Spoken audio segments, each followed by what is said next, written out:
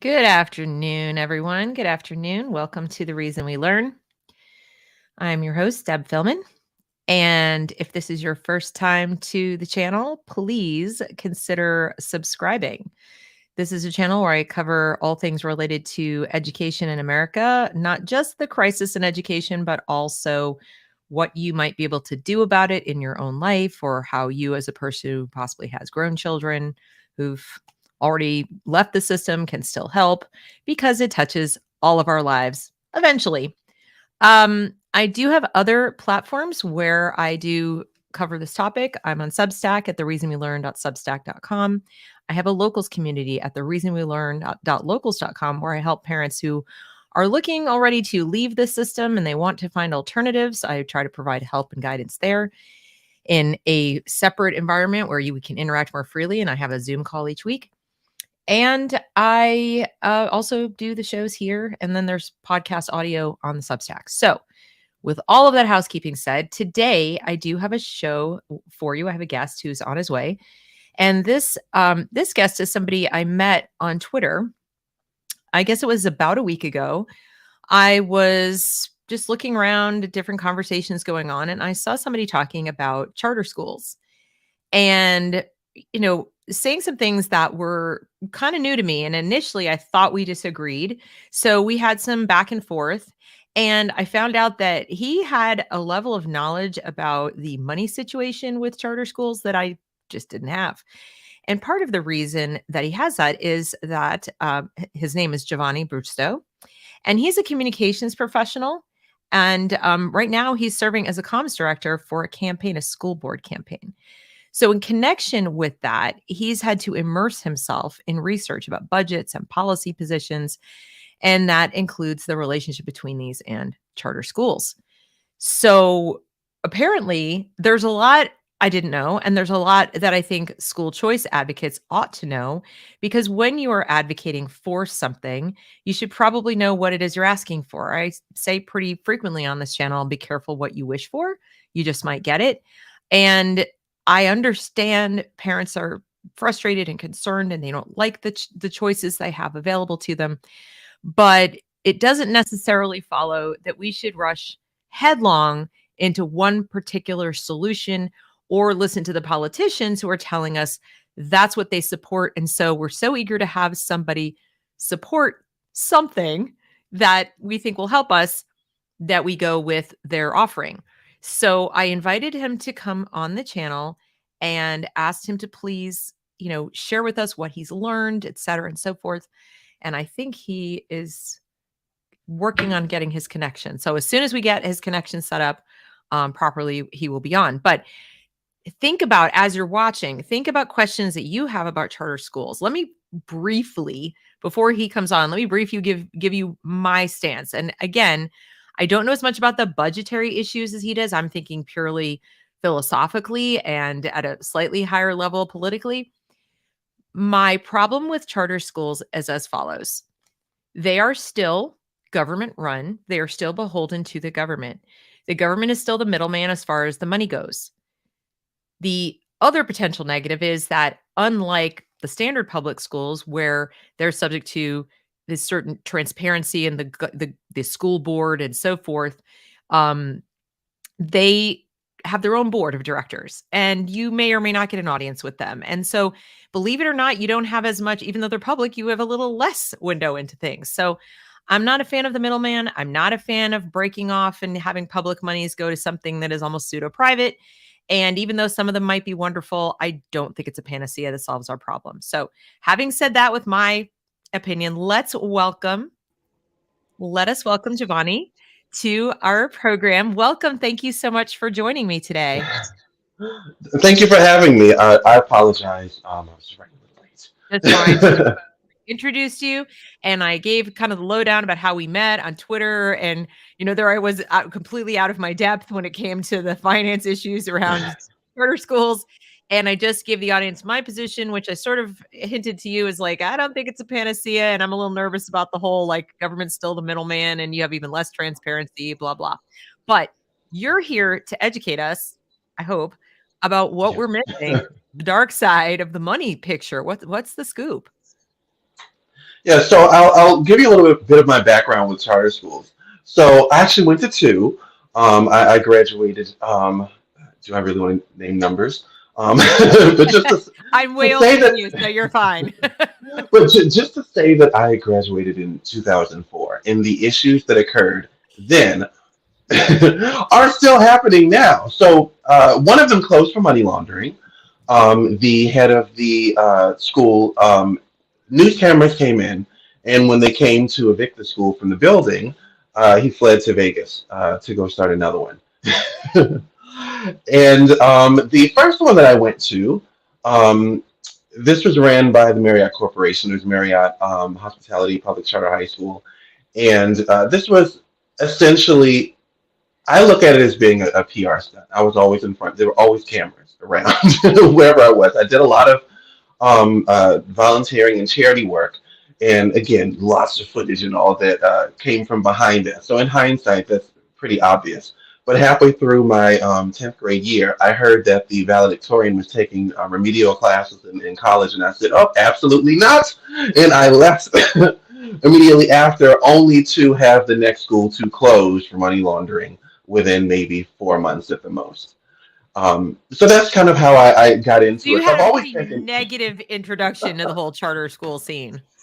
Yes, I mean on paper it looks great, but these types of financial issues, whether it is having made up students that are on the rolls, schools that are open for a certain amount of time, and they close before they even had the chance to get an occupancy permit. No idea how that managed to happen. These are the same issues that happen today. And long story short, um, you know, at the end of the day, they don't perform any better than regular public schools do. We've had 30 years of their track record to look at to be able to tell that, despite what they manage to put out in their propaganda material all the time, you would think that they were doing miles ahead of public schools. Right. I think one of the challenges is there are a very few that are really, Yes, really, really good, and they get a lot of press. And instead of focusing on what it is specifically that they are doing in those specific buildings or those right, specific schools, they just fixate on the word charter. It's almost right. like it's not a good regular system, ergo it must be great. It's very like bipolar in that way. And I'll admit I fell for it myself with my own kids. I was really unhappy with the public school they were in. A charter opened up. It looked super great on paper. It still exists. And there are a lot of Mhm. people really happy with it. But I leapt into that, so excited, got in with the lottery and everything. And then came to find out it was like worse. It was worse than where they were for Lots so of many that. reasons, like socially, academically, all kinds of things, that they put on a good show and they made it look really good, but there was less transparency. I felt shut out as a parent way more. There's no school board meeting to go to. It was really frustrating, and I learned the hard way that it is not necessarily the answer. You have to do a lot more homework, right? So I can understand. Right, and just to your point about not having school board meetings, so we've had a wave of school board elections that have happened over the last year or two, of people complaining about transparency, people complaining about how public schools are ran. But you do realize that if we're talking about charter schools, you're not going to have that transparency whatsoever. And a lot of times there's fights in having the state comptroller even being able to do audits at all. You know, because their balance sheets are generally they're ran by or owned by nonprofits. They don't particularly have to show where their money is going. And by the time that they close, it's a surprise to everyone because well they never had to tell anyone in the first place. And as you said, there's no meetings to go to, and this just goes completely against what everyone has been complaining about or asking for the last few years. And I'll add, I used to be I was a partisan person, involved heavily in partisan politics. I'm an independent now, but I was on the Republican side, and as it pertained to school choice, I've always been someone who dealt with both parties. I used to sit in Democrat meetings in DC all the time because that was pretty much all it was. It's the only way I was going to be involved in anything. Right, Yeah, right. but with that being said, I met many parents over the last 10 plus years who had children in charter schools. I've listened to their complaints plenty, and so when I would meet with Republicans and I'm talking to people running for office, I'm saying that you can't just sell this as an end all be all. Like it's literally just a checkbox when it comes to talking about inner city kids. Well, they deserve school choice. What's the matter with you? Denying this is hurting people. And I'm saying, yeah, but you need to actually have an understanding and listen to some parents. Many of us have war stories for what we've gone through in the school system, and unfortunately, many are not willing to listen. So I try to do my best to educate when I can. Yeah, I appreciate that because, as you said, some people are just so eager to have an alternative that when someone presents them with an alternative, they automatically think different is better, and Right. it may not be better. It's just something, as I said, it's still public, so that means it's using Yeah. public funds. Public funds are Right. going there. Now they don't get as much. They don't get like dollar for dollar the same amount, although I'm sure you're going to tell me what else they have that I don't understand. But as the public schools, but they're open to taking private dollars more and or as you said, like not and pretend they did or whatever they do. And Right. then you just don't have the transparency. You don't really get to see what's going on. Not that getting to see what's going on is working so well in the public system, but like why would you opt for less? Right? It just Right. I know everyone wants something different, but I'm not sure that the word choice really fits here. Like if I think of school choice, first of all, I don't even like the term because it implies that you're picking a different building in this, Right. but the same provider or something. And I mean, if we could do that, if we went back to the ISD model from like, Thomas Sowell's time where you could go, this building is falling apart and has terrible teachers. I'm going to walk across town and go to that other school because I don't mind walking across town. Maybe it would make a difference. But we don't have that model now. It's like this is your school. And in order to get out of your zip code or your area, you got to jump through all kinds of hoops. So choice now is kind of like, oh, you want to get on a bus and go 45 minutes somewhere else? I think what parents really want is they're like, can you just give me the money? Like, can I just take, not to spend on myself, like you have EBT cards, right? You have Hmm. FSA cards for pre-tax dollars for your medicine, right? Hmm. Like, couldn't we just say, yes, we all agree that education is really, really important and we need to, help people out, means test, public fund, whatever. But does it follow that we should go tell me which of the two buildings I can go to, Hmm. Big Brother? It doesn't feel like a choice to me, but that's my opinion. I don't know. Right. And so West Virginia is a state, to my understanding, that does actually allow that for parents to take their kid to the nearest school that they choose to, if it happens to be open. I think that for smaller districts, it's not as difficult. More populous areas, it's a little more complicated for the Right. funding. You have a lot more that needs to be covered. But so back to the how these schools are funded. Yeah. Um, I remember meeting a delegate not too long ago who works in education and was telling me that um, well, I mentioned, I said, I suggested you talk to some parents to some charter school parents just to hear what their complaints are. And she said, well, Right. could it be any worse than public schools? And I hear that a lot. Well, now, and I'm sorry, just as a policy guy, and I'm from DC, I'm in Central Virginia now, but that's not an answer. You I can't know, take, right? a part of the economy. Some public schools are the number one employer in some areas, and you can't just look at that and say you fail, and whatever I'm offering over here obviously can't be any worse. A lot of it's a grab for tax dollars, and the first thing that I always notice is that there's never a discussion about curriculum. There's never any discussion about what you're going to do once you open the school that's different than the other school. You're arguing about your right to get tax dollars. And so that I find problematic because it comes across very much as grifting. Um, and one of the main grifts would be the real estate. I forgot what the term was. So it's a bit of a real estate scam whereby you'll have the charter school, or you'll have the nonprofit that's over this. They will hire a for-profit company to run the school. And many times the nonprofits, because they receive a lot of benefits for in real estate, they'll buy a building and they'll lease it to the for-profit entity for, say, three times what the mortgage will be, and then they get all of this extra money to pocket in the end. And there's so many instances of this happening. And just part of the problem is that if you receive money to open a school, people want to know where's this money going to.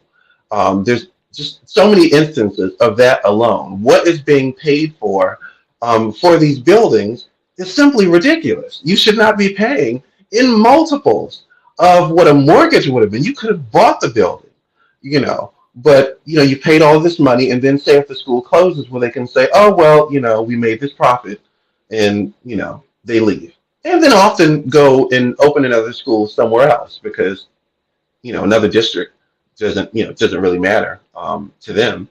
They'll say that the school didn't work there. Maybe it'll work in another state. So they kind of capitalize on the hunger for charters and do their real estate scam, and they're sort of, like that. And you're saying there's no discussion about the curriculum. That's interesting because I can only speak for my state, North Carolina, but what little I know about the attempts to get a charter, because a lot of states have restrictions on how many charters they'll give, right? Right. And so I remember some people I knew were trying to get a charter school open for a specific type of curriculum. Like they were very upfront about that. They wanted to have a specific kind of almost like a classical curriculum and, focusing a certain way. And those exist, yes. Yeah. Having a specialized school. Right. And I remember they put in just a ton of work to getting together, like everything they were going to teach, how they were going to teach it. They even had recruited like their board. They had figured out, I mean, I remember seeing the documents and thinking, this is really good. And I'm thinking, why don't you guys open a private school? Like you've got all the pieces, right. But their goal was to make it publicly available. They didn't want it to be a private school where people would have to be able to afford to go there. Right. And they tried to get their charter and they had all the meetings and they were denied. And we can't prove it, but they felt it was ideological, that because they were going on the more classical side of things and the other charters that were awarded were extremely progressive, like very much in line with all the stuff we're seeing now in the public schools, they weren't given a reason really other than no. And so that was that. And so, they hand them out in a way that doesn't have transparency either. So I think what you're talking about is like once the people get the application process. Yeah. Yeah. So what do you know about that? Do you know anything about that process? Because I think I can't help but feel there's money changing hands there. Am I crazy? No, you're not. So just one particular story that comes to mind in Chicago, I think 2 years ago, the city ranked as being the most improved school system in the country. And we don't typically think of that when we think of Chicago with the teachers the teacher strike that happened that went on for like half a year. I'm exaggerating. So I said, you are exaggerating. But I said, there's absolutely no way that is the case. And so, one of the issues with public schools in this millennium would be the failure of standardized testing, and encouraging cheating. And so I just said, most improved, there's absolutely no way. And in digging more into the system, so they had all of these school closures. There were community meetings on asking parents what they wanted to do, and saying, ask if would you be comfortable if this school were to close to go to such and such school. And instead the meetings were superficial because the superintendent had already rubbed some hands with a charter school operator where she had already promised to close a whole ton of schools in favor of the charters, or to give the buildings to the charters. And I don't know if she's in prison right now. I think that she was. That was a big one because these are expensive. These are expensive projects. A new building is on average about $20 million. And if you just promised someone about a good, 15 of them, um, oh, that's serious. So Yeah, that that's so it definitely does happen regarding the money changing hands. it does, right, because like it seemed inexplicable. Like these people had crossed every T, dotted every I. They, it was almost kind of sad now that I'm hearing you talk, like as far as how open and transparent they were about all the things you would want them to be open and transparent about. We're going to teach this, we're going to Right. do this, and this is where the money's coming from. And they were just like, no. Maybe the people in charge saw there was no way to benefit from it and that these people were too on the ball and they weren't going to be able to exploit it. And they said, no, I don't know. But you just have to wonder. Right. It's And weird. I'll even add to the point about standardized testing. I believe this was George H.W. Bush's assistant education secretary, Janet something. She said that you essentially that the standardized testing was essentially created to make the environment for the schools to fail. So these are unattainable test scores. Now, all across the country, schools were cheating. Districts were cheating. There were a couple that might have made the news. There were a few teachers in Atlanta that were walking, in handcuffs that we I think you might remember. I do Um, remember that. Yeah. Hmm. yeah, and it's interesting just the way that they paint these districts. I remember in DC, I think DC's worst performing school had a 100% graduation rate, and I said, "Oh my God!" I said, "Someone's going to jail." That was my only reaction. I said, "There is no way that that could happen." And surely enough, all across the city they were cheating. But if you're unable to meet the standardized testing scores, depending on how your area's accreditation is, if you don't make the test scores, the school is subject to closing. And so, again, unattainable goals, all the schools miss it. All of a sudden, you have schools that are closing in mass. Well, what's going to happen to these buildings now that they're closing? Well, charter schools get to stand in line. And so, the other reason why a lot of people in the public school realm are so against charter schools coming and filling in the gap, because some areas will allow the charter school like first dibs on the building. Others just won't let them go at it at all. Go at it at all. Um, but because they feel that this is a scam, that this is something that is premeditated from the beginning, outside, not even counting funding, schools that are underfunded, that's a whole other story. But just the fact that you set goals that they were never going to meet to set them up to close. And lastly, I'll add, I will never forget in DC when there was a budget crisis in the mid 2000s, and the mayor was slashing things left and right. One being truancy officers, and this was, I would give it a say 2008 9 time frame. Fast forward 2012, I remember a council member saying, "All these kids that weren't going to school, I can't force people to go to school, so the schools are closing because no one's going." And I said, "Well, that's interesting because didn't you all cut truancy officers? That sounds deliberate." There you go again, another way that this is, um, uh, setting a laying red carpet out for the charter school movement to come in. It sure seems that way. I mean, these decisions don't make any rational sense otherwise. As horrible and corrupt as they are, Yeah. when you hear that, you're like, oh, well, now that makes sense. Like, because why would you fire truancy officers? Why would you Hmm. close down schools and just say, well, I can't make them go to school? I mean, none of that makes sense if your job is to get kids to go to school. And even if the argument were the charter schools do a better job and we got to find a workaround to get more charter schools than the standard schools, my question is still going to be, where are these magical teachers coming from that are staffing Right. the charter school after you close the other school that are different people? Because Very good point. I mean, it's still a school. Like, you still need to put Hmm. teachers in there. You still need to put administrators in there. And you close down the schools. You said these are major employers. These Hmm. people Yeah. aren't going to pick up and move. So they still live there. So they're going to go to the charter school and apply for jobs. Now, if you don't at least dig in and try to figure out for real, why did that school fail? Like, what were the contributing factors? Yeah. You may just have moved the deck chairs around on the Titanic and made some money while you did it. And not only is that partially true, so you move some of the teachers over, and I'm not worse, blaming the teachers. I'm saying right, right, you're still just kind of taking the human you're shifting resources, which are chairs, right. your most expensive portion, right?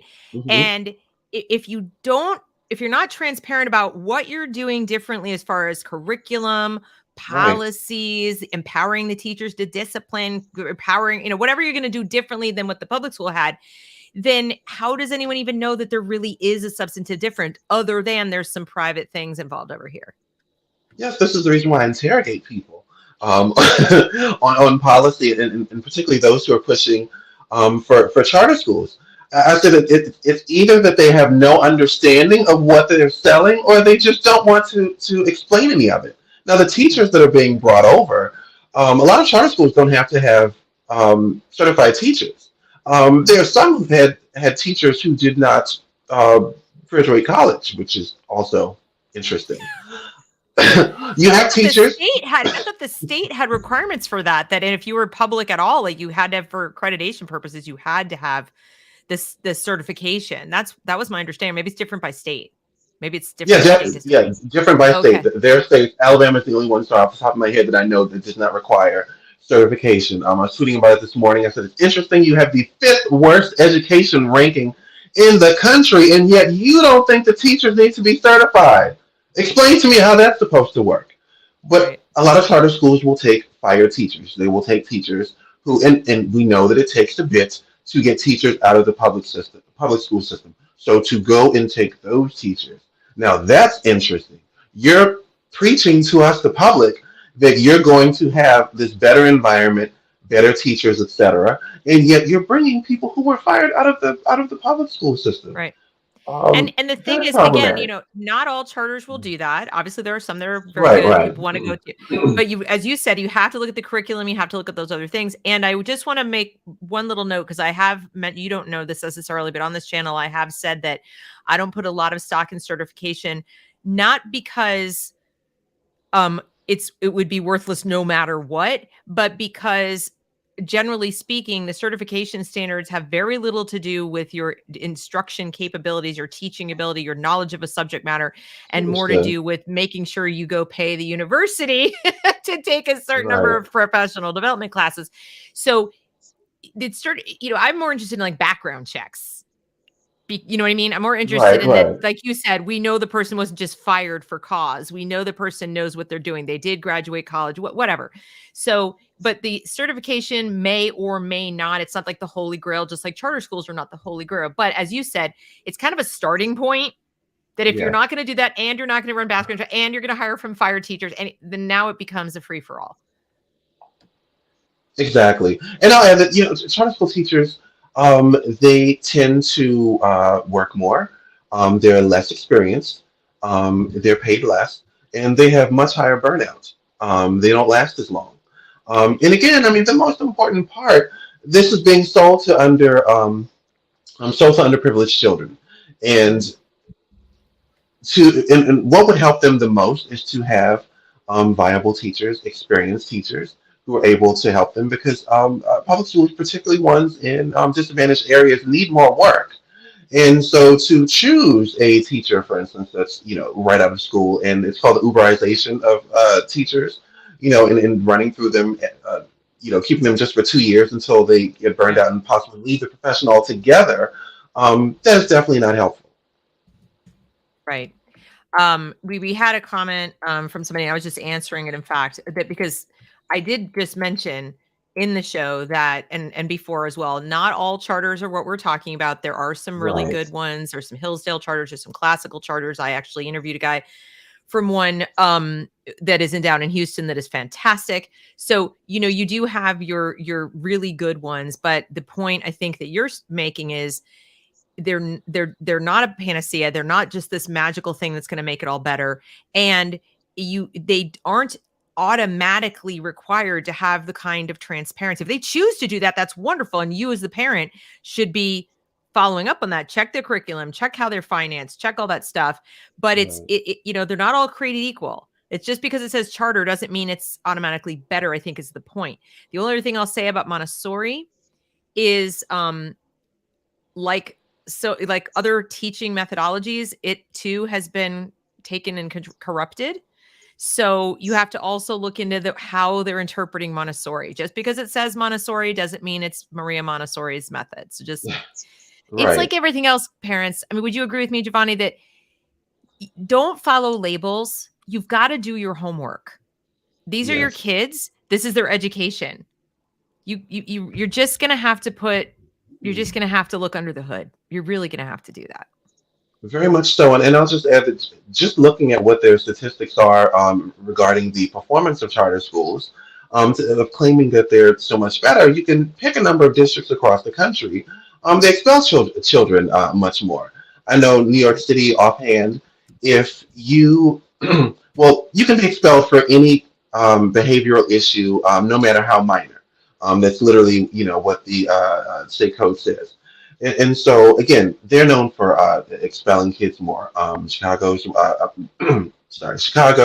California, DC, those are some of the major offenders.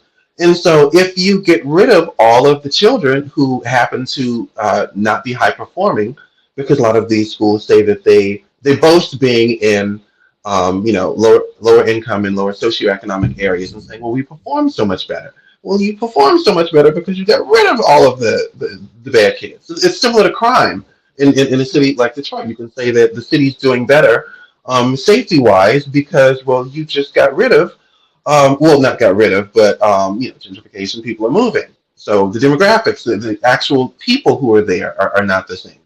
Right. New Orleans. And so rather than taking the lesson that when we have more strict discipline, or maybe, when we make sure that the kids who are there to learn and study have that freedom to do that, we get better academic results, and then possibly deciding we need more alternative schools, or we need more schools in the system that accommodate or, give the education to the kids who are troubled. I mean, that they need something different.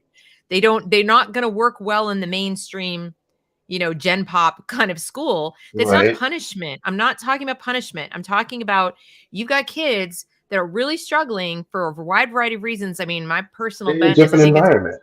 They need a different environment. And I think they probably weren't taught to read properly.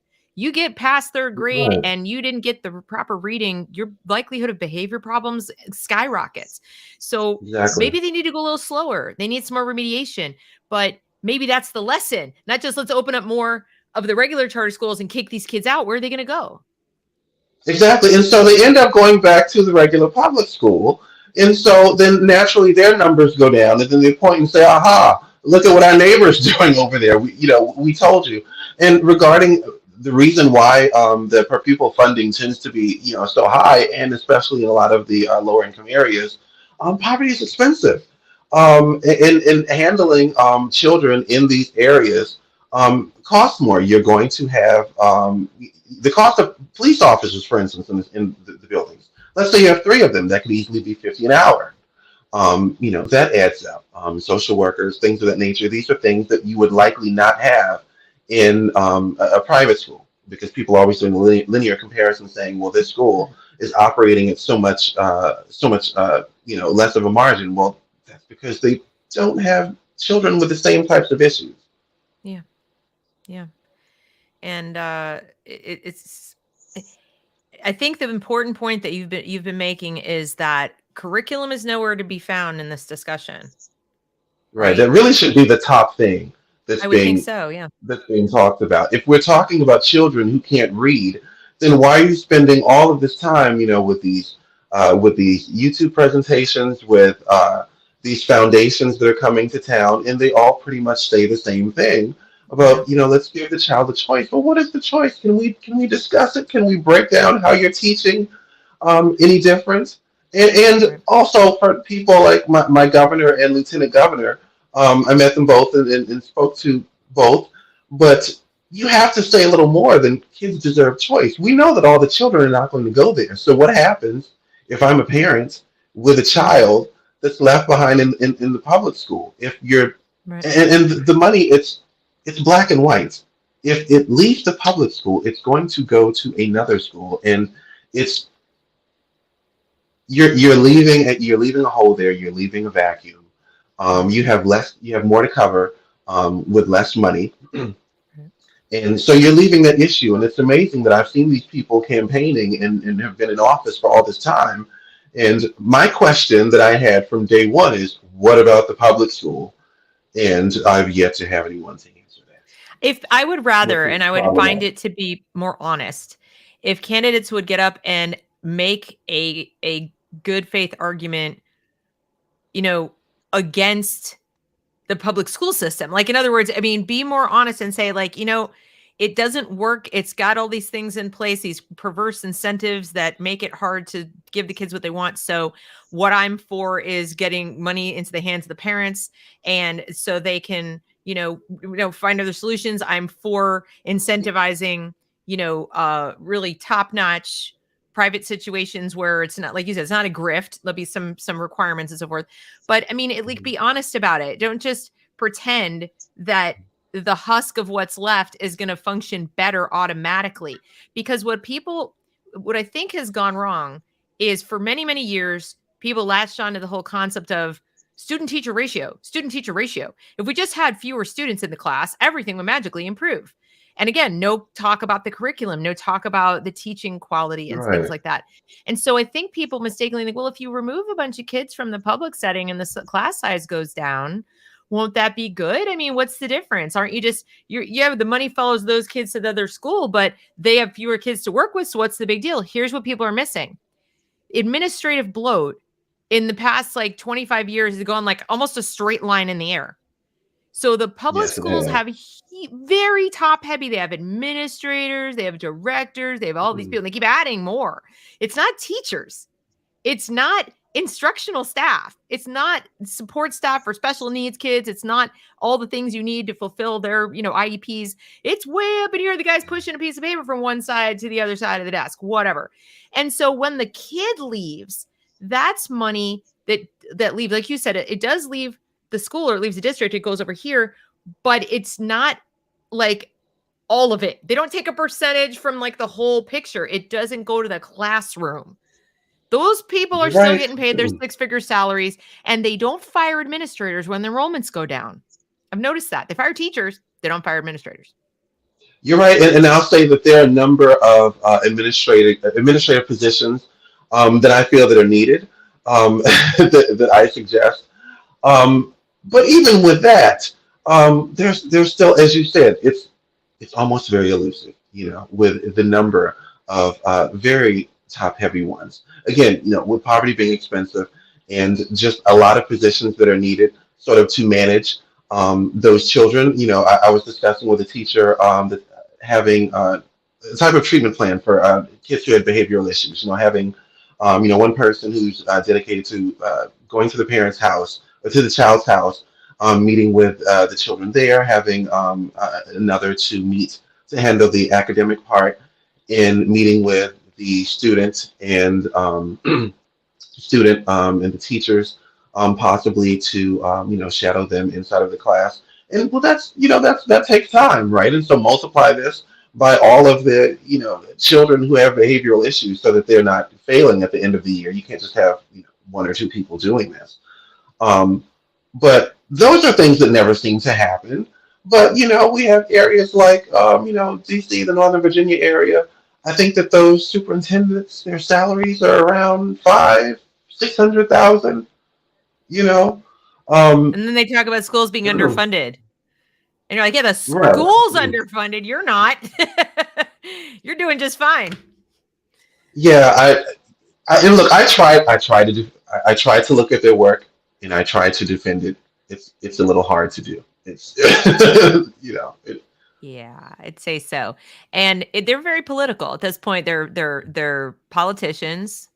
And given that, you can safely assume they're getting wined, dined, provided for in other ways. They're getting perks that the average teacher doesn't get.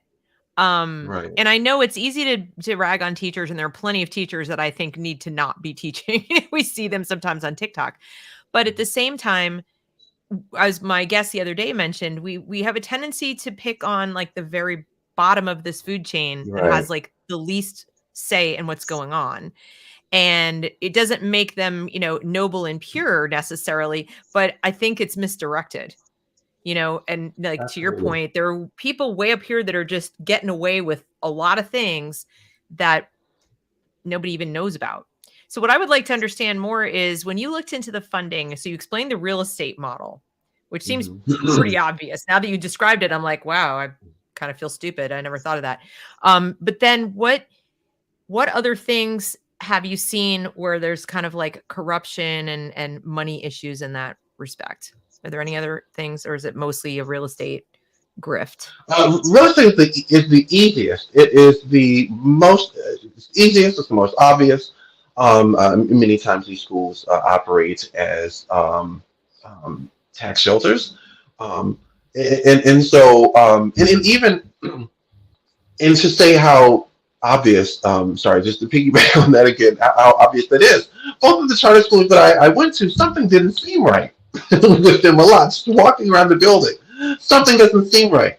We had a moment in class where I remember the teacher was in the front showing some books to an investigator that was there. And then someone shouted out, "We don't have any books." So he was lying, and showing, I guess showing where the tax dollars were going. Um, I remember meeting the vice principal of the second school, the one that closed for money laundering, and she's a very well dressed woman, and that just stuck out in my head. Again, what 16 years old, whatever.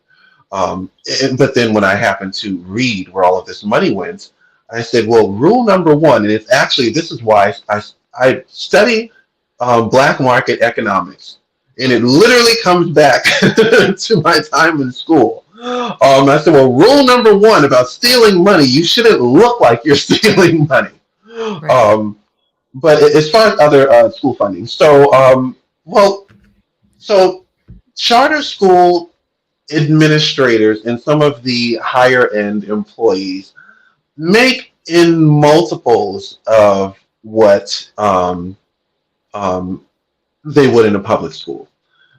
Just obscenely higher, and it's so much higher that there are some public school districts who they do these linear comparisons, saying that we can't compete with that, and if we're giving our tax dollars to another organization, to school our children, and again, there's the point of saying that they receive less money. Yeah, well, why do you have administrators making, $250,000 and $300,000? That doesn't quite make sense. And they also don't necessarily have the ability to have, random billionaires drop whatever amounts of money that they want within the schools. That's the other thing, because their financials are not transparent. They can take money from wherever. These are operations that are ran by philanthropists, Sam Waltons of the world, um, uh, Bill Gates, etc. And lots of money, of private money, happens to go into those schools that we just never see because they're not required to show it because they're, nonprofits. Right.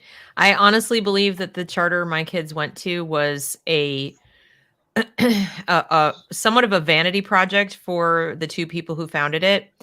And because I had one meeting with them to, about some complaints that I had where they threatened me with lawsuit if I went to the press about these issues. And I'm embarrassed to tell you that I caved because they just really intimidated me as far as the kind of I threats can I was getting. imagine, Yeah. especially And depending on who these people are and what type of well, pockets they might be known for. he was the head of the convention center in my city. He ran Okay, it. that's a little intimidating. Yeah, so, I mean, and he was bragging at the time about the fact that, I mean, he personally announced to me, like, I would care that he was a Democrat, but he was bragging about the fact that he got the Republican convention, the one that didn't happen, that one, that was supposed to be in Charlotte. Yeah, So didn't happen. yeah, But yeah. he was all excited about it, and then reason he was mad at me is that if I went to the press, he was concerned. He's like, I'm trying to get a high school built because they started with an elementary and a middle school. I'm trying to get a high school open. I've got my building and I've got it all committed and everything. And if you do this and I'm trying to raise funds and if I can't do, like he was mad. And it was a kind of mad that I felt was really personal. Like he had a personal investment. I couldn't prove it. I can't prove it. I'm not accusing anyone of everything. Don't sue me for slander. Right. I'm simply hypothesizing that his level of emotion around what I was complaining about was a little outsized to reality. And then just their whole way that they dealt with me, a parent, and the concerns that I have that were really legitimate. It was just like, we got to shut you up. And I really believed after a time that school was in part created elementary all the way through as a laboratory. Interestingly, it was a lab school for political ideological curriculum. And I remember when I went to the original orientation, they sold, oh my God, the curriculum. I was like, I want to go here. This sounds awesome. And then my kids were there like 6 months. I'm like, when are you guys going to do this? They're like, what? What are you talking about? The teachers were like, they're like, don't you remember the thing at the parents that about history and stuff like that? They're like, they looked at me like I had three heads. So they sold this whole, it was such a bait and switch. And none of that ever happened. In fact, the opposite happened, and it became a hotbed for protests, a hotbed for all kinds of experimental discipline procedures and other assorted sundry stuff, which we now see widespread. Like we see it all over the country. But I remember thinking at the time, like, I feel like this is a lab experiment using our tax dollars and who knows what else influence to take these kids who are desperate to get in to find some better solution and experiment on them. See what happens. That's why I feel like. I still feel like that. Yeah. I mean, I completely agree. I mean, at least one that I went to was I told you it was definitely a vanity project. I think to keep the corporation's name looking good. But this happens. There are many across the country they're described as shell projects. Come to think of it, there's the external marketing and publicity of what happens, and then there's walking through the building. And I'll add that for all the great marketing that they had of my school, of the first one, I remember a few years after graduating picking up a newspaper, and it's one of those big gigantic like tabloid sized ones, and I saw the worst student that the school had on the front cover, and someone had decided to do like an investigation. They followed the worst student around all day. I said, oh, they're done. That school's done for. And they had 4 principals in 4 years. Also not a good sign. But again, they churn through people very quickly. You're selling the point of that you're better, but you have issues in keeping people. And worse than public schools. I have the charter school teachers. Well, public school teachers make somewhere around 30%, I believe, less than what they would with their degrees for similar professions, whereas charter school teachers make even another 15 to 20%, I believe, less than the public school teachers. So that's really a bad situation, for a teacher. I mean, you really have to have someone who's pretty, eager for the profession and slightly naive to come in to make that type of salary, and they're usually really believing in something until they see how this works out a couple years over, and years later, and again multiply this across the country. That is exactly the experience I had with my kids' teachers. The 2 teachers I liked the best were people who I think really had their heart in the right place, and I actually think they were excellent teachers. I believe they took the positions they took because they were told they'd have more autonomy, more freedom to create their own lessons. That's what's said a lot. Yeah. And I know one left because he felt like he didn't have what he was promised and he wasn't able to cover what he wanted to cover because he kept getting pressure not to do it. My daughter told me he was the best teacher in the whole school. And what's so funny is he was supposed to be the English teacher. And she said, I learned more social studies from him They learned from the social studies teacher. The social studies teacher just wanted to talk about like 3 issues the whole year, 100% political activism. The English teacher was filling in all the gap, like was making stuff up. And the further irony is that the social studies teacher was like an Ivy educated white guy, and the English teacher was a state school educated black guy. And my daughter's like, he was literally the best teacher in the whole school, and he told it to us straight. Like he really dove into the material. He gave the students the benefit of the doubt. They had brains in their head. This was middle school. They could have conversations, and he was fantastic. And then after 2 years, he left. And the kids were like crying. They were just like, please don't go. You know, and even I was like, do you have to leave? And he was the best teacher in the whole school. And then there was one other foreign language teacher who was great. But I think in her case, there just aren't that many schools that offer her foreign language. Right. So I think she was attracted to the fact that like, I can actually teach my subject here. Right. And she couldn't in the public schools. But that's it. The rest of the teachers, they would just burn through teachers, just like you said. Yeah. Burn through them. And I was unimpressed, to say the least. Yeah. And when these schools close, you know, you'll have people. I talk about school closures, you know, charter school closures, and it's painted as, and mind you, a closure is a sign that you have failed, especially if you're a corporation. And so people say, well, that's good because we've determined that something didn't work. So the first part, you know, when you're doing the application, you should show that you're actually proficient and capable to run a school. Number one, I'm always asking that. Yes, one would think. But again, then when they close, you say that this is a good thing. It's not, because so now you have 300, 500, 1,000 children that are now thrust upon the public school system because that's where they're going to go to afterwards. And sometimes some schools fail within a month. You know, 1 month, 3 months. That's not an abnormal thing. That's a huge burden on the school system to try and figure out where to put these children. How you're getting them to school, just all those things. It's traumatic to the children, to the parents. I don't think that you would want to send your child to school and then find out a month later, you know, with all that we're dealing with in a pandemic, et cetera. Oh, the school failed. They never had an occupancy permit. What? So yes, it's not a positive thing, and that talking point needs to be abolished. I bet there are a lot of parents who would watch this and just be shocked, because I think people, and I would hope they would have learned by now after the last 2 years. I think people still have this notion that, well, but the government had to approve their charter, and the government had to, like, they had to fill out paperwork and apply. And then didn't they know? Didn't they check? And it's like, are you seriously asking that question? Like, really? They don't know any of that. And depending on the area, you're not even, look, you talk about the board members and how you can't meet with them, et cetera, which is ridiculous. I mean, people hate a lot of the public school bureaucracy and some of the standards, but after 30 years of the charter school movement, we kind of see why some of it exists. I'm not saying that all of it is good, but there are especially laws that you have to meet in public, Right, absolutely. At least you're able to see a board member and talk to them and give a complaint versus what you had to deal with the convention center. Where I'm behind closed doors and I have to make my own private recording and from my purse and my phone because I'm afraid. And, this was utterly ridiculous. And I left there and I was kind of shaking because I was just like, I feel ambushed.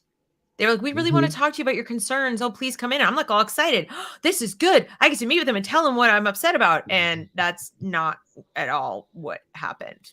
Yeah. I'm always pushing for public meetings, for people to attend public meetings for reasons like this. You can't close the door on someone and, threaten to break their kneecaps and nobody know about it. You would have had a chance to say this in public, possibly in front of cameras. Right. Exactly. There's a perk. There are some perks. And, now, of course, it's a little challenging because there you are in public and it's caught on camera.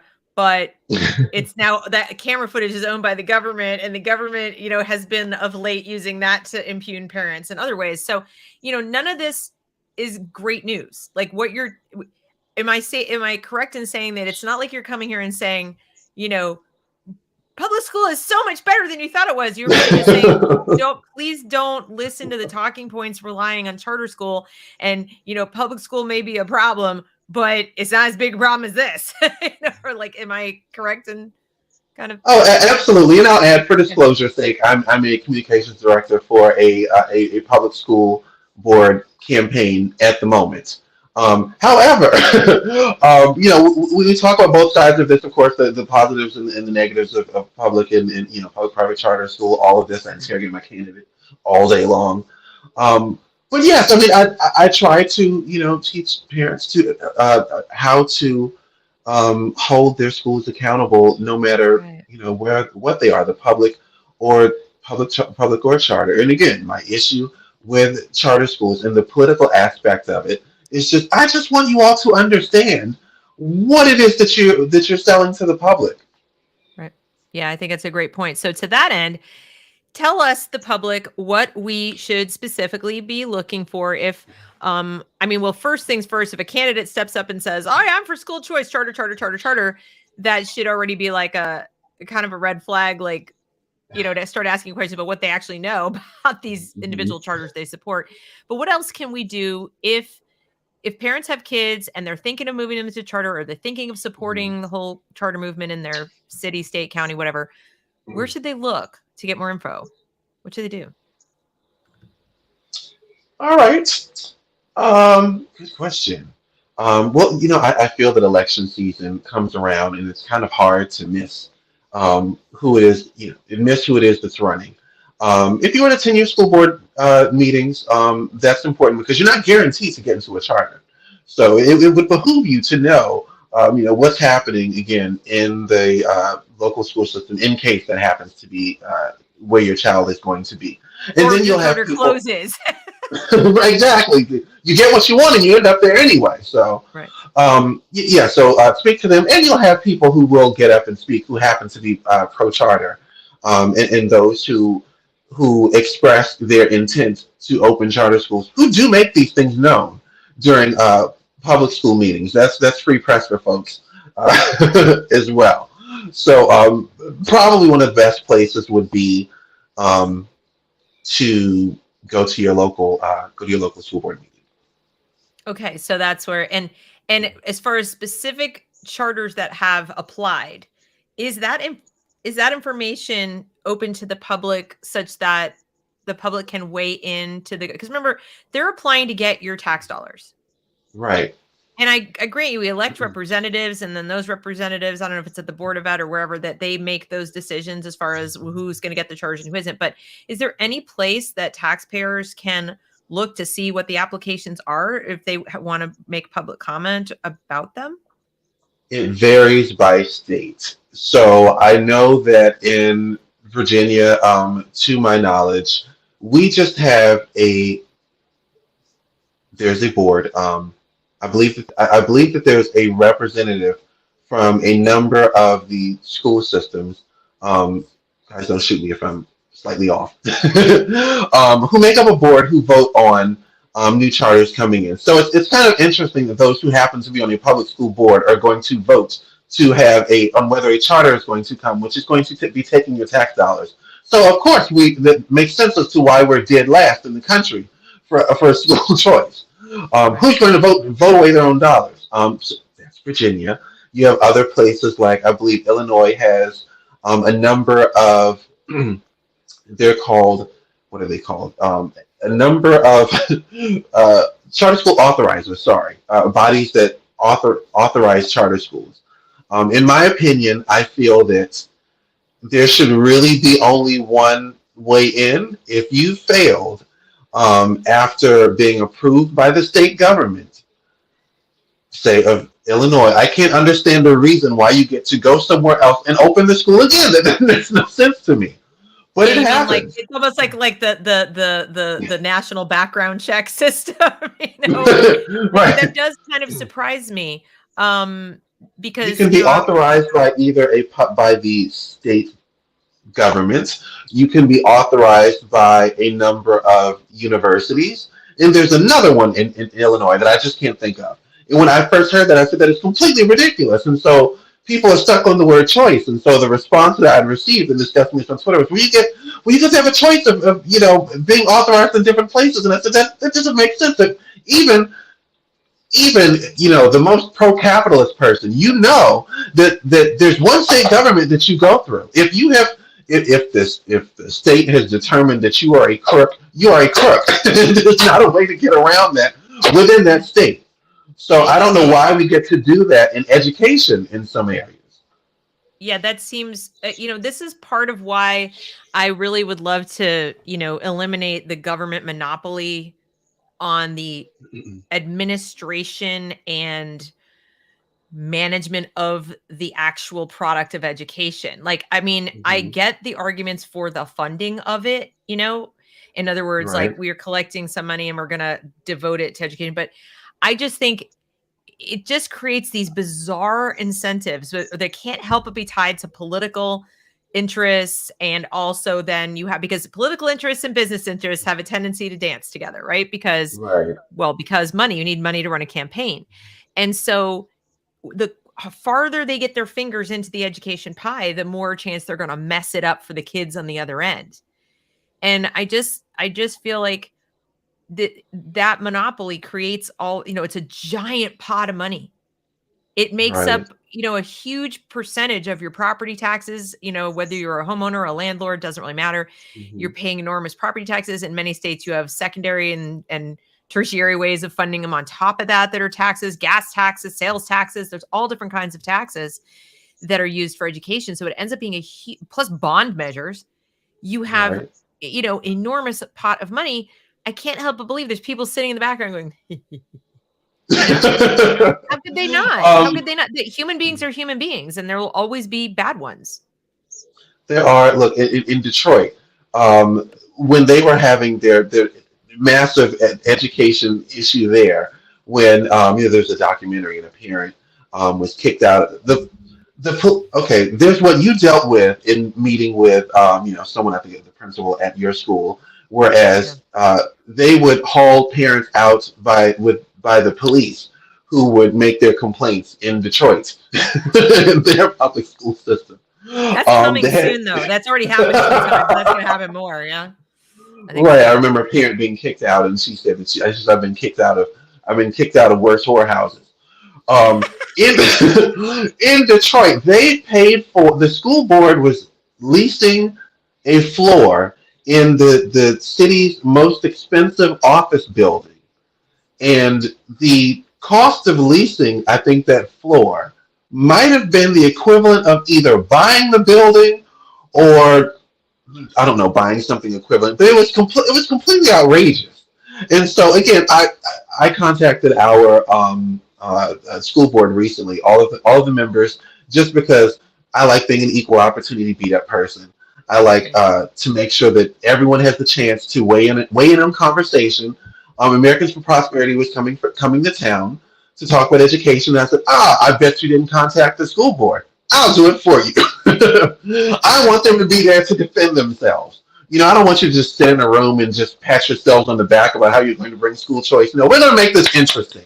Good for you. See, that's like, way to go. I mean, that's what I'm trying to do here, because I know I'm going to get flack for this, but Deb, I thought you were for school choice. I thought that you would support this. And it's like, no, I support educational freedom, and I support taxpayer rights and parental rights and transparency, and, the government that protects your rights and the things that they promise they give you, that they actually make good on it. I would support accountability, reality, and truth. Yes, there you go. I'm not like a team player on like team red, team blue, team talking point. Like, no. Same here. And I mentioned when I contacted the school board, just for the sake of, I said that you all need to explain your jobs, explain what issues that you're having, what needs to be fixed, because they're going to talk about you behind your back. just to let you know. And so, regarding a lot of the insane bloats that exist, again, there's what happened in Detroit with that floor that was completely ridiculous. Of course, the new superintendent came in and cut that out. He said, "What are you doing? This is ridiculous." I remember in DC, they were building a new school, and you know, developers tend to get these amazing sweetheart deals when it comes to building schools. The numbers just simply don't make sense. I think that we had a performing arts school, a DC had a performing arts school that was $100 million. And I think that they were off. I could be wrong. They were off by about 50 million or something. Can you imagine a historic Dunbar High School in DC having $100 million?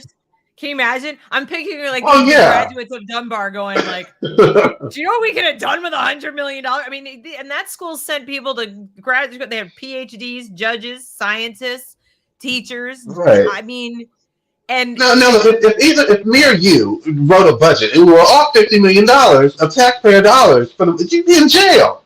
or if this was the private sector, how does one do that? That's insane. There was a school that was being renovated in Southeast DC. It was Anacostia High School. I remember reading a scandal of how it took something like 3 or 4 different contracting companies to work on the bathrooms. Well, the bathroom stall dividers took 3 companies to do. And so there's like the requirement to have the minority contracting requirements. And so there was a company that would be the front face for the major developer. So they'll get something for bidding on the contract. The city's major developer will actually be the one doing the work. So that's, contracting company number 2. And those contracts, for some reason, never get looked at. I know in the district that my candidate's running in Prince George's County, Maryland, I think the last county executive had to, did they change the, we had to fast track it. They didn't have time to do these types of feasibility studies. We need to get these buildings done. Yeah, but look at the amounts. Someone needs, these amounts are completely abnormal. Someone needs to review it. Nope, we don't have time. And those are the things I try to defend, or at least explain public education, at least to the point of what is needed to make it work, so that people are not just bashing it. I hate hearing you just want more money. Well, that's offensive. But it's hard for people not to come to that conclusion. Right. At the end of the day. So there's I think what we need to get across to people is you want the money you've got distributed differently. And there are people out there wanting to distribute it differently, but they want to distribute it differently in worse ways. It's like right.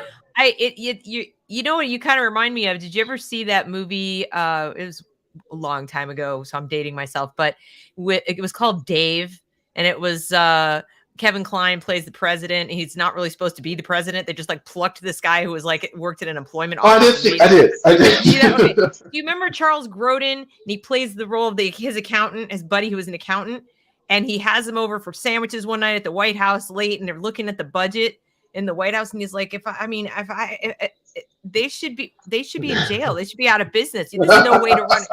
And he's slashing all kinds of stuff. And he's like, what is this? What is that? And then he goes to the cabinet meeting and it's like, all right, how much money do you need for the homeless shelter? Okay. And he starts slashing and burning. And I've felt for a long time that we spend, and this is why people get so frustrated and say, you just want more money. As you said, because we spend an insane amount of money on education in this country relative to the results. Now, if we spent that much money and all of our kids were reading beautifully and kids were doing math and they were charting their own course and mentally healthy and everything was wonderful, I'd be like, it's cheap at twice the price, right? But that's not the case. We're spending insane amounts of money and we've got like 70% borderline illiteracy. That's insane. Like for an industrialized, wealthy nation, that's crazy. So I keep thinking we needed Charles Grodin. We need somebody or an army of them to come in and just be like, all right, corruption, graft, grift, all the things, get rid of it. You don't need 16 assistant principals in your district. You don't need, and just square it away. The money's there. It's just not, it's not allocated properly. And like you said, nobody talks about the curriculum. Nobody's talking about it. And even when I'm talking about, places that there needs to be more money, it doesn't necessarily have to equate to raising taxes. it can be pulled from the top. So if anything, I just want people to be clear that I'm not doing this and saying that you all need to pay more money. It's just that there are obvious places of where it can go. And the claim of saying that kids leave one school and they go to another, and so what's essentially said in so many ways through a million presentations I've sat through is, well, to the public school system, figure it out.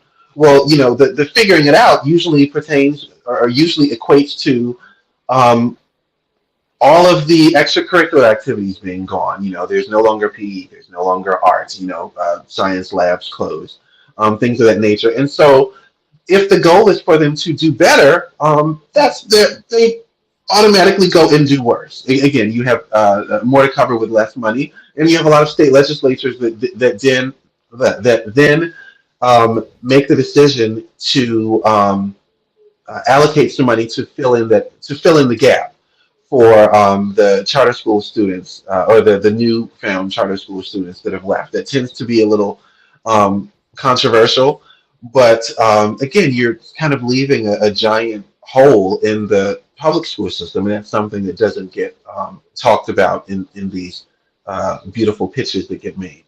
Well, and it's a valid point, like you said. There will be the superintendent saying "figure it out," right? And the principals and those people, and I never see anybody talking about them taking a pay cut. The kids can't have art, the kids Right. can't have music, the kids can't have sports, but we don't talk about once a job is created in a school, and you're right, there are some administrative roles that are absolutely, and especially in some of these schools that are being asked to do everything under the sun, and they shouldn't be. That's another problem I have with public schools. The government's trying to turn school into like your pseudo home instead of having school be school, right? They're providing all the things, and I think it's setting up the culture to start to expect that. Expect the school's going to feed my kid breakfast and lunch. Mhm. Expect them to take care of my kid all summer. Expect them to do their laundry. Expect them to provide their mental health care, their medicine, their I mean, it's getting. And I think I'm trying to warn people, like, you're handing off your freedom as a parent. You're literally giving it away and going, raise my kid. And that has a cost to it, not just financial, but like psychological, emotional. They're going to raise them in a way that's politically expedient to them. And you ought to know that. So they're going to be used. Be careful, right? Again, with the be careful what you Right. wish for. But the more we've done that, it like you said, poverty is expensive. It raises the cost of all this stuff. We're not really doing the function of schooling anymore. We're not really teaching these kids what they need to ever get out of poverty. We're just kind of Right. taking care. We're like taking care of them. And then it just keeps getting worse. And I don't see the people at the top being held accountable. I don't see them ever having to sacrifice. The people who get hurt the most always are the kids and their Right. families. Next up, the teachers. Next up, the support staff. And actually, they're in with the teachers. I put them right in the same level. Okay. Mhm. But principals, and again, there's some wonderful ones. Every time I make a show, I have to say, not your guy or not your woman. Right. Right. Right. I'm not making some grand statement like every single principal or every single charter school. I'm saying the incentives are perverted such that you have Right. a much too high instance of, there are much too many of these instances where, like you've described, where it goes south in a really big way, and it really hurts kids. It hurts whole neighborhoods, communities, everything, and it's just not getting the job done. So when you were like, why are we not educating people properly? It's like, well, we're not really trying. I'll add that I happen to interview one person who is very good for dealing with the lower socioeconomic demographics. His name is Raymond Bell. He has a school called the Hope Project. He um, does IT certification for largely the 18 to 24 demographic, and kids who come from some of the worst neighborhoods, I'll add. And so within a few months, I think less than six, um, and I think of maybe a cost of, I've seen between 50 and Is maybe this 150 or Project something Hope, each other. or is this is this It's called Hope different? Project. Hope It's called Hope Project? Project. I And want to look into okay, and the name is Raymond Bell. it. Okay. And so, for $100 or so, these kids are coming out 6 months later with, on average, of $60,000 jobs. And they work for, defense contractors, the Pentagon, etc. And again, just the kids that are expected to do the worst. He said on our show that he met with someone from the Child and Family Services, and they asked him to help with getting grants for job placement, or job readiness. And he said, so this gigantic government, DC government, you have money for everything, but Child and Family Services, of course, is some of the their troubled youth. You don't have money to put into that program. You want me essentially to be a grant writer? Absolutely not. But when he met with some of the children there, he asked all of them. So for those of you who have been arrested, um, who who how much of it, how many of you was the cause of it financial? And everyone's hand went up at one. And he asked that person, what was that about? Or what did you go in for? And he said, he stole a car. And he said, and so he got to the bottom of it. You stole the car essentially because you didn't have the money to get one, and you also were trying to impress someone, impress a girl, which you could have done if you had the money to. So now everyone in here, got into trouble, as a child, because of financial reasons, and so that's economic. And so again, he's getting people, ready to go into the workforce and to Yeah. actually make a decent amount of money. And that's really what the focus should be. And that didn't cost that much money. I think I could even name what was his per pupil funding. And he might have done it for 17 or 20,000, I think, per student, something like that. Right. But DC is currently But I'm spending just about saying that's an example. 23.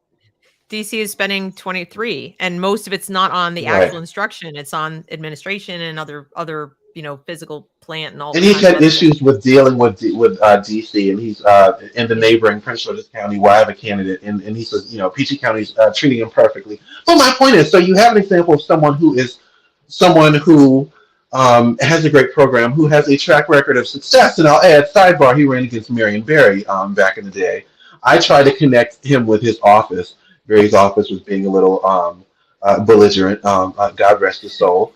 He's gone now. But in the interview, I said, you ran. I found out later after trying to connect the two, I said, you ran against Marion Barry, and he's the council member in your area. That must have been why his office was being belligerent. And again, this was 2012. I said, you ran in the 90s. So if you really think that you're still going to try and compete with him, and so you have politics that get in the way of blocking Right. those who actually have Right. a track record of success. Yeah. And there are projects like that I've heard about, like Project Hood in Chicago has some similar stuff. And then you Heard have about King that. Randall has his program for boys. And then what it sounds like that Raymond Bell was doing was sort of similar, but with older kids, to what Marva Collins did in Chicago way back in the way back, where she went, she said, give me the kids that you say are unteachable. There was one girl, and I watched a video the other day that had one of the graduating classes from her school come back. They're all adults, and they came back in I think it was like the early 90s, and interviewed with Mike Wallace on 60 Minutes. And there was one girl, she said, yeah, they said I was retarded. The public school in Chicago said she was retarded and she would never learn. And Marva Collins took her in, and I think she's now a lawyer. It's something like, I hear these stories. Yeah. I know. And her methods of she took those kids, she took them in, she didn't feed them breakfast or lunch. She didn't have sports. She didn't have art, but she had them all in a room and she taught them, and she, told them every day they come in, like, you can learn, you have a mind and you can do this. And her methods work. So when we talk about curriculum and we talk about the methods and we talk about pouring the energy and the effort into the teaching training, it's amazing the results you can get, isn't it? But yes, it is. When it's everything else, we got to have this $100 million building. Why? What are you doing in the $100 million building? That's what we care about. Yeah, that's unfortunate. I mean, and I remember in speaking to Raymond Bell, he had mentioned how he had one amount of funding, and how I think that DC government had cut it in half. And so the only thing that he could do then, I'm sorry, so the number I think went from 15,000 to like 7. And so from then, I mean, he literally explained, he broke down exactly where his per pupil funding goes, which is really what I try to do with other people. You know, you could discuss cutting something if you actually know where it goes. And when he told me where the per pupil funding was going regarding the number of teachers that he had, he told me what the salaries were. You know, they had teacher aides. Once the funding was cut, he had to get rid of the teacher aides. He mentioned how many more students had to be in each class, I think another 5 to 7. The numbers went down naturally just because they had more work to do. And I said, you know, that was one of the best explanations I've ever heard about a school in my life. I know that you're not, you know, a school chancellor or anything, but if that was how the public school system was explained, I said I really think that a lot of us would get a lot further. But of course, there's reasons for not having transparency. You know that. Right. Of course. Not good reasons, but they're reasons, right? And Right. but I think the overarching lesson of today's show is don't fall, and you feel free to jump in and add what I've left out or correct me if I'm wrong. Don't just fall for talking points. When this election season is coming up and people are coming at you with school choice, charters, I support this, but really get down to it and try to grill those candidates, ask those candidates what they really know about charters, charter funding in their area, the charter companies behind it. You know, don't take any of this at face value just because you're so eager for choice. Choice is a meaningless term unless you're choosing something good. It reminds me of that, you know, Monty Hall, let's make a deal. I'm dating myself again. But, you know, it's like, do you want what's behind door number 1 and door number 2? Right. You know, and they're like, you could have this. And it was like, not so bad. It's a washing machine. You know, it's nice. But they're like, it could be a car. It could be whatever, you know, but you have choices. And how many people gave up whatever the thing was that was right in front of them because they just imagined that the thing behind door number 3 or door number 2, it had to be better. And it was a goat and like a lifetime.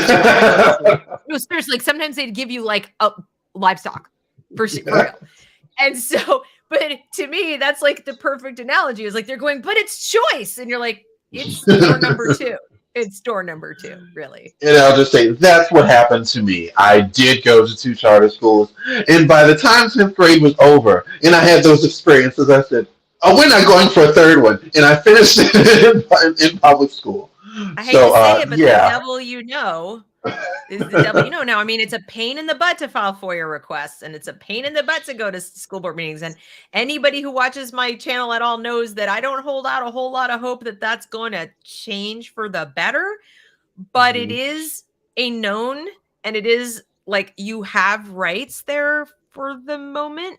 Yeah. So, you know, if your choice is at this point, you are in an inner city or even for that matter, in a very rural area where choice is kind of a meaningless term because there really aren't other buildings you could go to, then, you know, when it's that public government system, I mean, there are certain benefits to it as far as you're wanting to be involved and figure out what's going on. And you're going to have to research just as much, if not more, if it's a charter. That's really the lesson of my kids' charter experience. That's the lesson of your charter experience. And while we know for sure there are wonderful, fantastic charters out there, they are not necessarily the norm. And in the inner city, they're definitely not the norm. And yet the need for them or the desire for them so far outweighs the spaces that the good ones have. You know? So then my next little thing to ask you, I guess the final question I'll ask you is, if parents discover that, for example, the Charter Academy in New York City, is it which one is it? Success Academies. There's something in New York that's like really, really, really good. And I mean, it's been profiled and analyzed. And Robert Pandiscio has written a book about how the other half learns, and it's just fantastic. But they don't have enough seats. I mean, they have like what they've got, and that's what they've got. Right. Would it be better to find the ones that are doing it right and champion the heck out of their model versus charter school? That would seem to make sense to me. I honestly feel that the more that I have these conversations with people, the worse that it gets. As I said, it's just arguing. You're trying to strangle taxpayer dollars out of people. But as you said, yes, but by all means, yes, please go to what works. be able to pull that out of them, have them to explain some of it, and try to replicate that success. But again, that's kind of where I come in with the other part, where I say that, but is it? But are some of these schools doing so well because you're kicking half of the students out? How much of it is in fact curriculum, how you're teaching, um, and how much of it has to do with your enrollment practices? Because if it's not Right. expelling a bunch of kids, it's the how you're bringing students in. Again, you might just take high proficiency kids. So that's the other aspect of it that I have in There's my still line of interrogation. I agree with you, but I still think people are taking either or approach. In other words, they're saying, well, so I'm against it. Like I'm against the charter model, which I think there are many reasons to be against it that you've pointed out.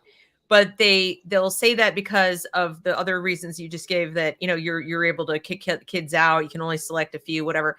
So then my next point to that would be like, okay, well, let's look at that. Like I said before, if Mhm. you have discipline, if there is always going to be a cohort of kids, and I think when you're talking about Yeah. in these areas, inner city, et cetera, where there's always going to be a cohort of kids who have problems that make it really hard for them to just mainstream into the regular, Discuss general how to population. do something with them, how to solve that versus Right. um, getting rid of them. And I'll add, so Yeah. we have just gone through 2020, and we've discussed criminal justice reform, etc.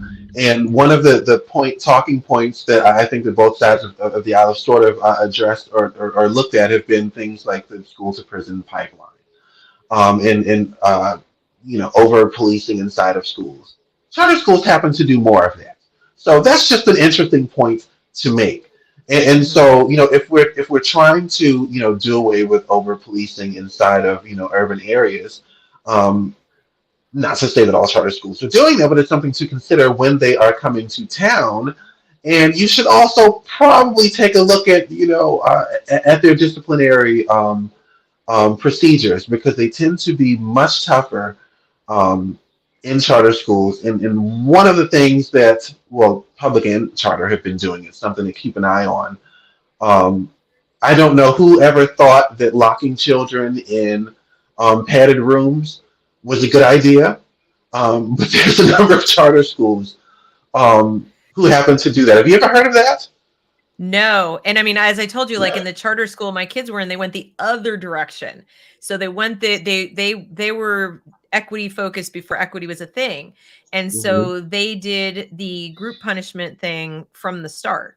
So if there were 3 kids involved in any kind of altercation, all of them would get a talking to. Like all of them would be, I don't Oh, want to say punished, but they would interesting. all be dealt with as if like because you were there and you were involved in some capacity, you must have done something.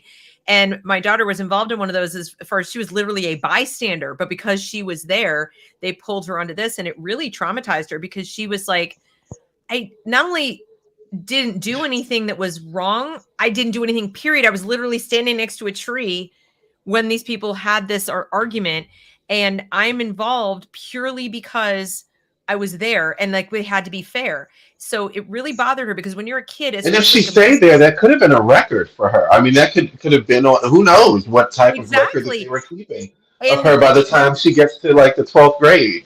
well, that's what I'm saying. And she was really, really upset because she said, she's like, I can't even defend myself. There's nothing to defend. I didn't do anything. It's like, this is the fair way. Everyone's going to have to go through this. Everybody has to apologize. Everybody has to do everything. And they called it fairness.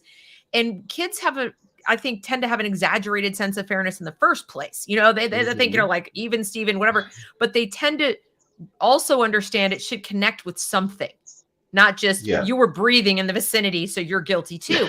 And it'll leave a mark. I mean, it really leaves a mark on them of like, now I don't want to be near people. I don't want to even go out to recess. I don't want to stand near people that might get an argument. I don't want to be friends with anyone that would be. I So mean, do you want to be like that as an adult, right? Like every time something happens, running in the opposite direction, like you're out on parole or something. it's That's ridiculous. that's exactly They what that think they're sounds like. creating all this togetherness and understanding, and they're actually making everybody really hyper vigilant and afraid of each other and stifling interaction because kids are like, Well, if I hang out with you two guys and you guys kind of like banter and fight sometimes, and then you get in a fight and I'm standing near you, I'm going to be called in. What did I do? Because now they're having what they're calling upstanders. They want the kids to be upstanders to bullying.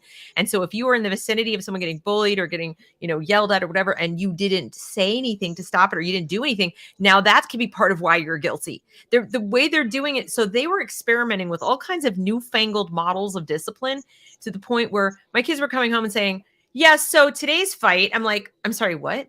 There's multiple fights every day. And in some cases, like the teacher was getting punched out. And this is in the charter school. I said, well, what happens? Well, everybody that was in the, so what happens? The kids scatter like cockroaches. They go like this. And so it was like everybody right around there had to go for their thing. They missed half a day of school. That's what my daughter was so upset about. She missed her classes because they had to go for their restorative conversations and all their thing. And she was just she goes, Mom, I have a test tomorrow and I literally missed my class. And I mean, she was really mad. And I started picking up on, this is a recurring theme. So it can go the way you're describing, where it's like padded room. I have heard stories about that. Or it could go the way where it was kind of like, and the person who originally started it, no further action for that person. They're just walking around. Oh, gosh. Not only did I get away with it, but I got 5 or 6 other people that I don't like in trouble too. And they called it, they were calling it justice and all this kind of things. So the kids were starting to almost mock the adults behind their back. What I noticed most in that setting, and whichever direction it goes in, if it's too strict or it's not strict, kids lose all respect for the adults right away, especially middle school. They don't have a lot to begin with, but they start seeing you behave in arbitrary ways, and they just behind your back are like, grown-ups. I mean, they literally. You're right. If it doesn't make sense. Doesn't make sense. They don't take you seriously. It's pointless. And I taught in that school for a year. I taught a debate class. I was a volunteer. So napping on salary, I could do what I wanted. I mean, meaning like I could teach what I wanted. I wasn't behind. So I was tough. And I disciplined in my class like before things would get out of hand, because I knew what their standards were. And I wasn't going to rely on them. And one girl came up to me at the end of the class. She's like, this is my favorite class because nobody's mean and nobody's yelling and nobody did it. Because first minute they walked in, I'm like, this is how it's going to be. And if it's not going to be, then I'm just not going to teach. That's how it's, that's it. And there were a couple instances where I just stopped class, middle of class. I was just like, all right, I guess we're going to sit here and you going to teach the class? Cause I'm not. And they were just staring at me like, what's she doing? Because I wasn't like, oh, I'm not used to this. No, and I wasn't like, get out. I mean, I did tell one kid to leave. I did tell one kid to leave one time because he was really making it hard for the other kids and he needed to take a time out. But, teachers, the charter schools are not the answer to all of these problems. Like you're saying, if you're just going to kick the kids out or you're going to be like the super disciplined, you're not really solving the problem. And I mean, like you said, I'd rather that they look at what they do right, they ignore the other junk, and then just say, okay, well, if it's curriculum, why don't we take a page out of their book? If it's, they do some good disciplinary things, let's take a page out of that book. If it's the fact that the classes are smaller and they do those two things, well, let's do that. I don't see a lot of cross-pollination when it comes to what works and what is failing. There's just fighting. It's like the school wars. Like charters are bad and terrible and you're taking money from us. And the charters are like, but public schools are totally failing. And of course the voters are watching this ping pong game going, that sounds believable. Okay, I'll go with that. But obviously, and let's not forget there are good public schools that exist in the world.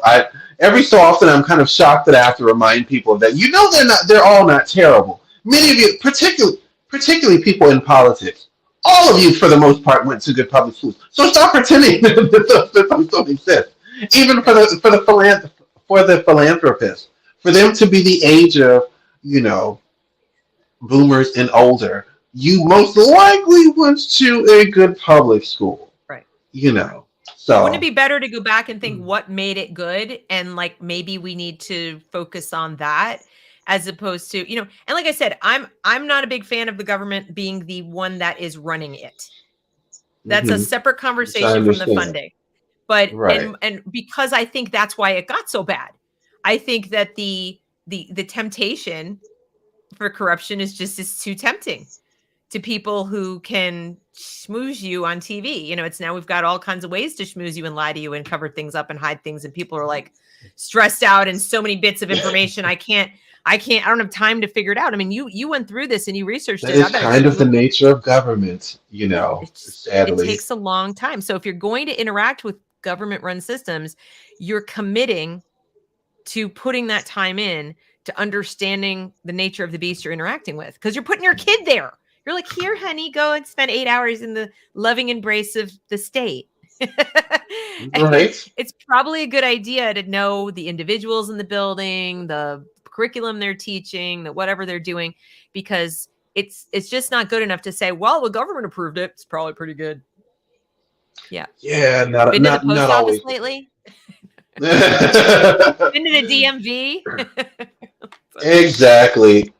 Yeah. So anyway, anything we forgot, anything that you want to add as a final parting note to everybody that they need to do or think about, or whatever, what you'd like people to take from this? You know, if you know who your school board member is, if your children are in public school, by all means, speak to them, find out who they are, try to have a conversation with them. Of course, that's not necessarily an option in charter school, but try to pop in for a visit every so often. See what's going on. Speak to the teachers. That really means a lot, because you just would be surprised what can happen when you're not looking. And lastly, anyone who's trying to sell you any type of education option, stand there, grill them until they're ready to run away. That's usually what I do.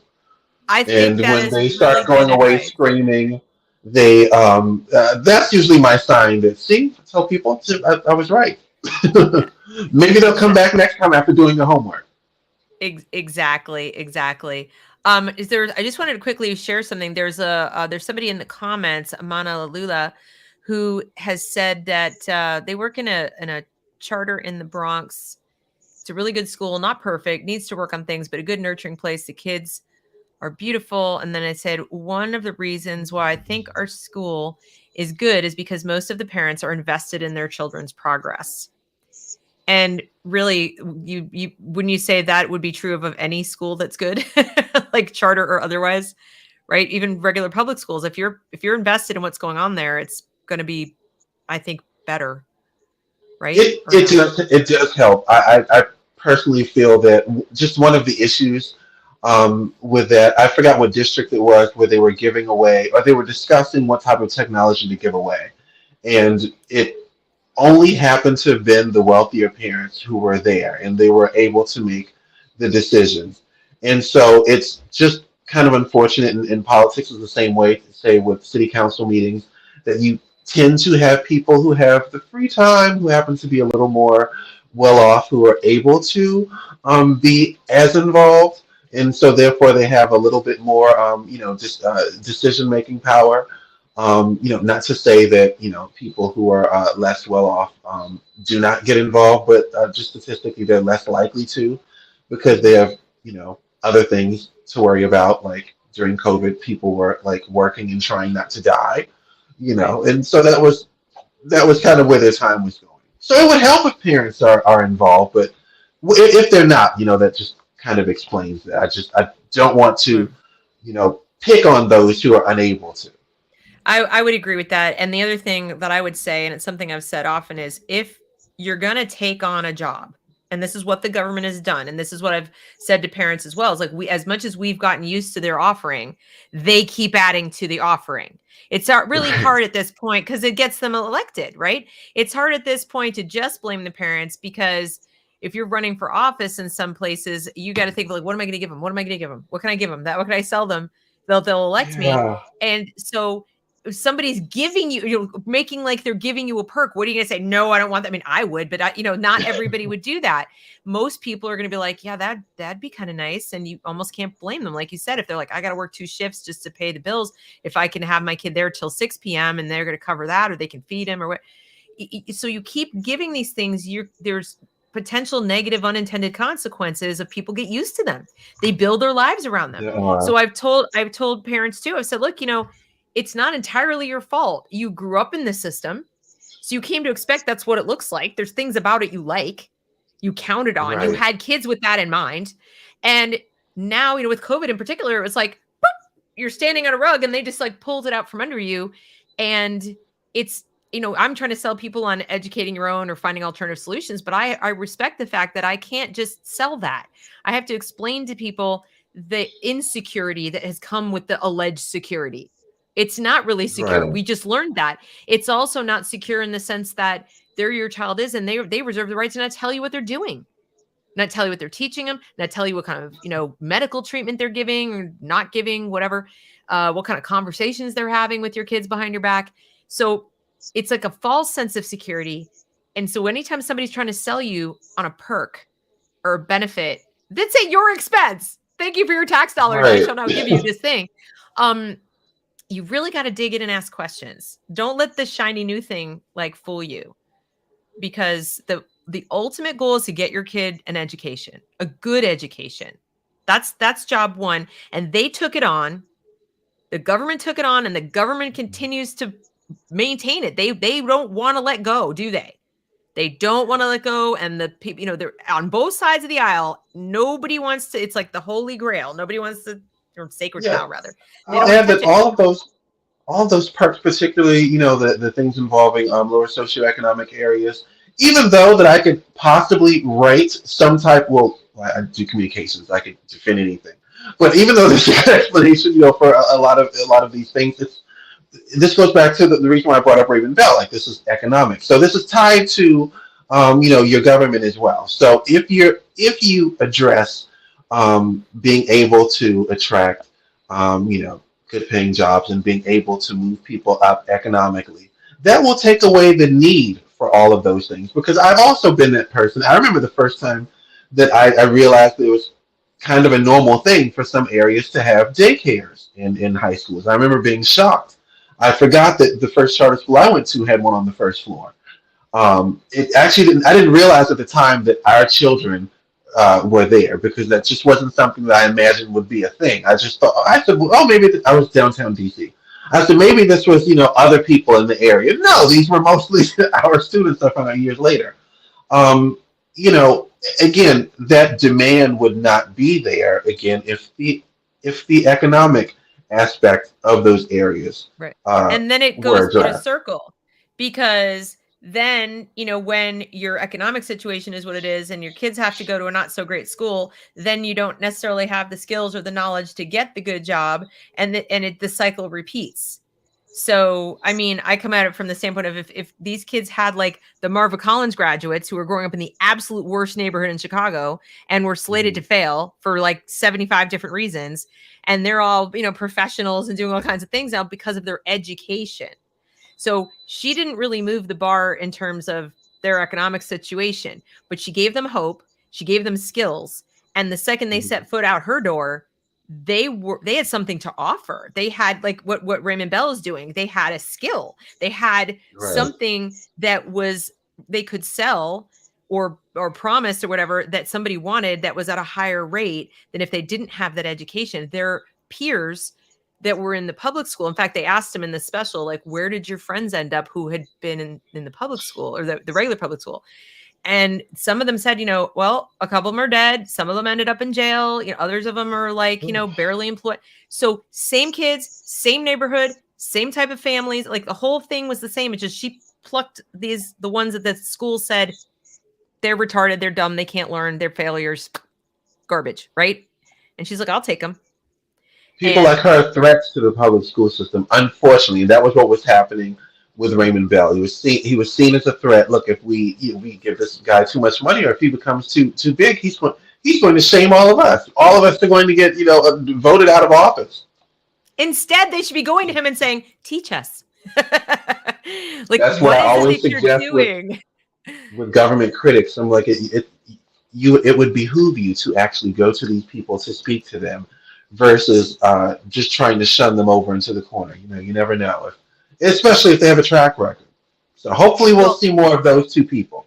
I hope so. And maybe I'll see if I can talk to him. Maybe you could put in a good word for me. I would love to learn more about his program and get in, I sure see if will. we can elevate his name to even, more prominence, because that's another thing is then parents could be, like you said, the government critics should be demanding this.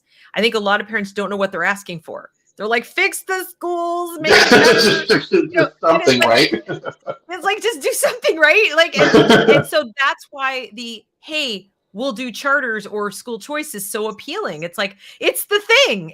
You're doing something. Thank you, right? But when you stop and ask them, okay, well, what's the something? Do you know what the something is going to be like in the building? This is what it boils down to, right? You should be able to answer that. This is what I tell people running for office. Yeah. There are people who hate speaking to me when they're running, because this is what I'm asking. Don't come to me talking about what you're talking about, that you're running or that you're proposing something. You can't explain it to me. Right. Well, because if they can't explain it to you, you sure as heck can't explain it for them, right? So, right. I mean, what's that? And really, that's how you know you really understand something, is you can explain it to someone else.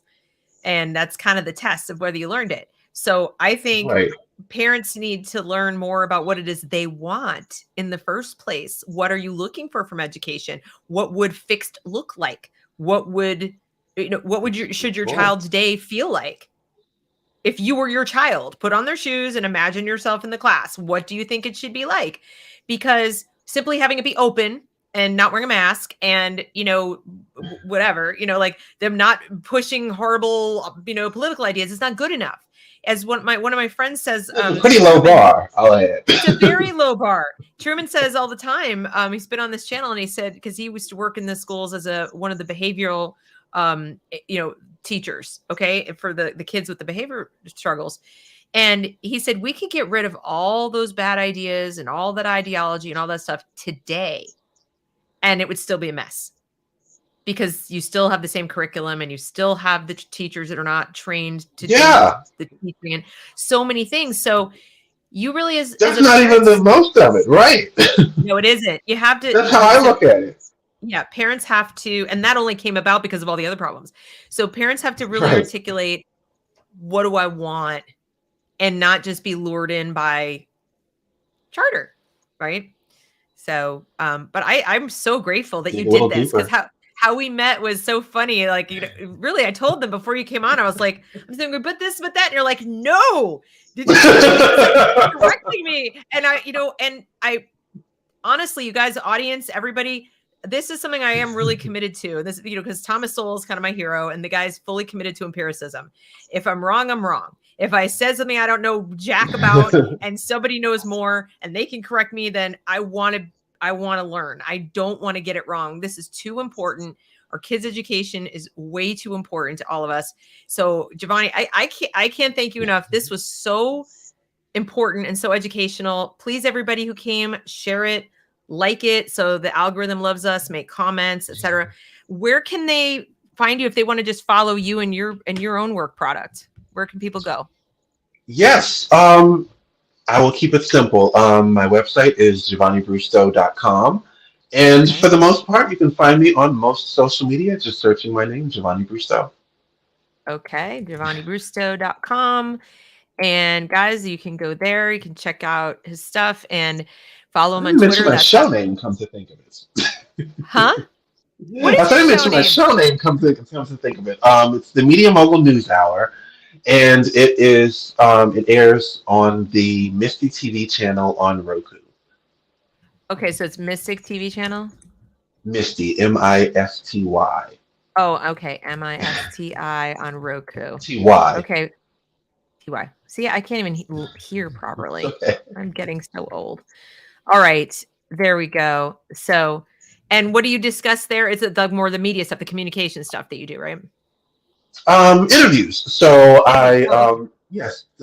celebrity news. Well, reality stars, people running for office, things like this. A whole range of subjects. Community activists. Fantastic. Well, as I said when I was promoting this, it's consistent. Some of the best content and research that I have seen about education in America has come from the most unlikely sources. And it is absolutely not the ed press. I mean, they're not all, I mean, some of them are good, like 2, 3 of them are okay. But it's people like you who are just out there, doing their jobs or somehow involved with education or just concerned about education. And they start digging in and they become like, it's like you become, like, and suddenly you just unearth this treasure trove of information. So I'm really glad I got in that conversation with you that day. I'm really glad you gave it to me straight. Likewise, I really am, because I think I even looked at your account as a cheat went on follow me, and to see the end result being an invitation, I said, "Oh, that was very nice." So I and that's the lesson, isn't it? Like, I mean, people love to dog on social media and especially Twitter, but I think if you approach it as like, okay, what might I be missing here? That's what I try to do. Like, I like talking to everyone. That is literally what I'm known for. I was a Republican who sat in Democrat meetings all the time. I was inviting them to my meetings because I like this type of discourse. We should be having more of it. If people are polite and civil and you're working towards a common goal, like I think we both have the same goal. We want kids to have a good education and we want them to be safe and supported while they're getting it. Who doesn't want that, right? Like, I don't care what political persuasion you are. I like to believe that's what most average people want, unless you're really a bad actor, right? But, right. But, and so that's the thing, is if you approach these conversations, not like I got to win and I'm certain of everything. There's a few things I'm pretty certain about, but even there, like if somebody was making a solid argument, I'd at least listen. I would at least be like, well, that's a new one I never heard. And that's certainly compelling. I understand why people listen to you. That makes sense to me. So like I said, very, very glad to meet you. And this was fantastic. And I'm going to share this out because I know there are so many people who need this information. So many people who need it. So thank you very, very much. I hope you have a wonderful weekend. And stick around for a second in the back and we'll finish up. Thanks to everybody for coming. Those of you watching on the replay, thank you very much. Please like, share, and subscribe. Catch you later.